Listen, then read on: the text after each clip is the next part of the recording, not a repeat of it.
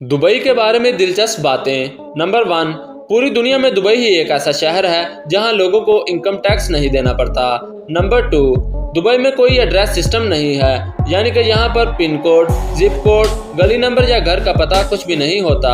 Number 3, बुर्ज अल अरब दुनिया का सबसे बड़ा 7 स्टार होटल है जो कि दुबई में ही है। नंबर 4, दुबई की पुलिस लैम्बोर्गिनी, बुगाटी, BMW जैसी सुपर कार का इस्तेमाल करती है। नंबर 5, दुबई में पेट्रोल से ज्यादा महंगा पानी है, वहां पर समुद्र के पानी को ही पीने के लायक बनाया जाता है। नंबर 6, दुबई में एक पाम आइलैंड भी है जो कि दुनिया का सबसे बड़ा आर्टिफिशियल आइलैंड है। नंबर 7, दुबई में लोगों की कुल तादाद का सिर्फ 15% दुबई से है, बाकी सब अलग अलग कंट्री से आए हैं।